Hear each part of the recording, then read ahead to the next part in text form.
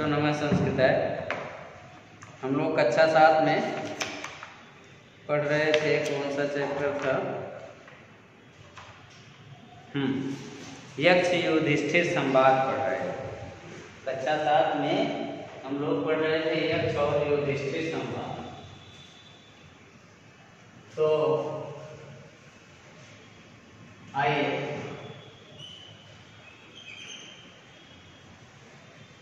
यक्ष और युधिष्ठिर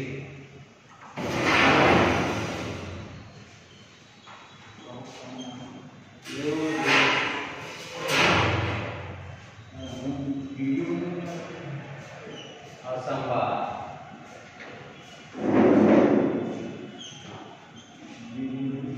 ये बच्चों हम लोग पढ़ रहे थे, एक या दो श्लोक पढ़े थे। यक्ष का और युधिष्ठिर का संवाद हम लोग पिछले वीडियो में 2 श्लोक पढ़े थे। श्लोक एक बार गा लीजिए। किंस्विद गुरुतरा भूमि किंस्विद उच्चतरम चाखात किंस्विद शीघ्रतरम वायो किंस्विद बहुतरम त्रिडात। माता गुरुतरा भूमि खात पितोच्चतरस्तथा मनः शीघ्रतरम वातात चिंता बहुतरी त्रिडात।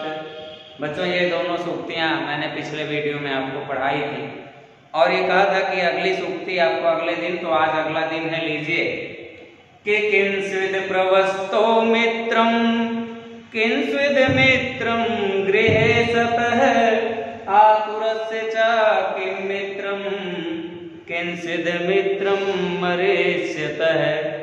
ये देखिए यक्ष ने युधिष्ठिर से प्रश्न किया। क्या किया कि किंस्विद प्रवस्तो मित्रम। देखिए प्रवस्तो शब्द लिखा है, प्रवास। प्रवास का मतलब एक ऐसा आवास, एक ऐसा स्थान जहां ना आपकी माँ हो, ना पिता हो, ना भाई हो, ना बंधु हो, ना पत्नी हो, ना बच्चे हो। अर्थात कह लीजिए कि जब आप दिल्ली बंबई कमाने गए हों और बिल्कुल अकेले हों, वो समय कौन सा समय होता है? प्रवास का समय। तो यहाँ यक्ष ने युधिष्ठिर से पूछा कि किंस्विद प्रवस्तो मित्रम, कि उस समय प्रवास के समय में जहां आपके सगे संबंधी भाई बंधु माता पिता आपके साथ ना हो, वहां आपका मित्र किंस्विद माने कौन होता है? वहां आपका मित्र कौन होता है? और दूसरा प्रश्न किया कि किंस्विद मित्रम गृहे सतः, और घर में, गृहे सतः माने घर में आपका मित्र कौन है? घर में आपका सच्चा मित्र कौन होता है? और आगे लिखा आतुरस्य च किं मित्रम। आतुर माने होता है रोगी, आतुर माने रोगी। तो रोगी का मित्र कौन है? आतुरस्य च किं लिखा है कि रोगी का मित्र कौन है? और किंस्विद मित्रम मरीष्यतः, और मरने वाले का मित्र कौन है? रोगी का मित्र कौन है और मरीष्यतः माने मरने वाले का मित्र कौन है? ये 4 प्रश्न किया। किसने किया? यक्ष ने किया। किससे किया? युधिष्ठिर से किया। क्या प्रश्न था चारों?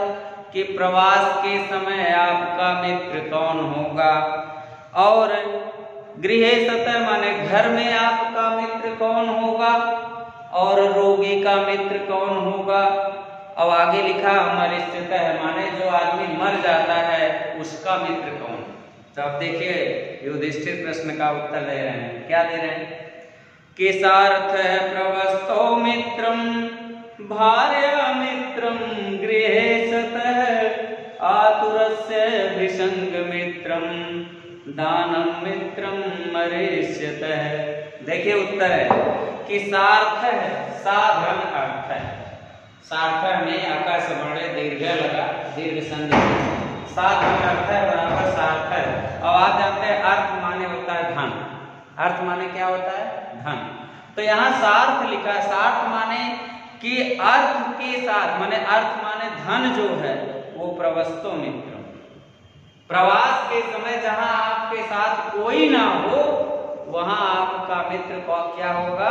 तो लिखा बताया गया धन, रुपया, पैसा, ये आपका मित्र होगा। कहाँ? प्रवास के समय।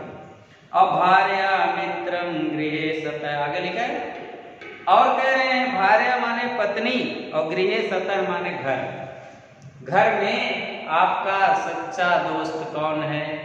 तो बताए कि घर में आपका सच्चा दोस्त आपकी पत्नी है। उससे बड़ा आपका कोई सच्चा दोस्त इसलिए आपकी पत्नी है, माँ बाप क्यों नहीं है?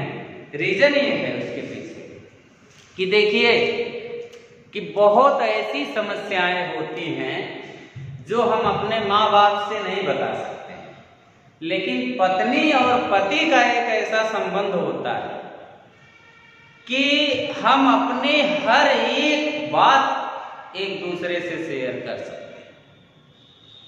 इसलिए पत्नी सबसे बड़ा मित्र कही गई है। नहीं तो यहाँ एक खंडन कुछ लोगों ने किया कि माता पिता ने पैदा किया तो घर में सबसे बड़ा मित्र माता पिता। ऐसा नहीं है कि पत्नी, सबका अलग अलग रोल है। किसी व्यक्ति की पत्नी ही उसका सबसे बड़ा मित्र है। रीजन यही है कि आप उससे हर चीज शेयर कर सकते हो, लेकिन अपने बहन से, भाई से, बाप से हर चीज शेयर नहीं कर सकते हो। तो घर के अंदर का मित्र आपका वही है। और तीसरा लिखा आतुरस्य विसंग मित्रम, और जो विसंग माने वैध होता है और आतुर माने रोगी, और रोगी का जो मित्र है वो कौन होता है? तो लिखा रोगी का मित्र विसंग वैध है। अब आज के समय में MBBS डॉक्टर कह लीजिए, तो रोगी का सबसे बड़ा मित्र जो है वो वैद्य होता है। और लिखा मरिष्यतः मित्रम दानम, और जो आदमी मर जाता है उस मरने वाले का मित्र सबसे बड़ा बताया कि जो इस जीवन में दान दिया है वही दान ही उस मरने वाले व्यक्ति का क्या है? मित्र कहलाता है। मतलब वही मरने के बाद स्वर्ग लोक में जो दान दिए हो वही वहां आपके मित्रता निभाएगा, मतलब आपकी मदद करेगा, ऐसा शास्त्र कहता है। बाकी कोई मरा हुआ व्यक्ति स्वर्ग लोक से फिर वापस आके बताया नहीं है कि हाँ सही में हम पिछले जन्म में जब जिए थे तो ये दान किए थे और वहाँ गए तो ये चीजें हमें मिली थी, हमने हमारी बड़ी मदद की, इसलिए सभी लोग जो है अभी जहाँ जी रहे हो तो खूब दान करो, ताकि तो ऐसा होने लगे तो अंबानी इतना दान कर देंगे कि मरने के बाद भी कहेंगे कि वहाँ जाएंगे तो वहाँ पर भी अपना विमान और हेलीकॉप्टर की व्यवस्था हो जाएगी। अगर ऐसा संभव हो जाए बच्चों, तो फिर ईश्वर और मानव में अंतर खत्म हो जाए। तो ज़्यादा क्या कहूँ, आज के इस वीडियो में इतना ही। नमः संस्कृताय।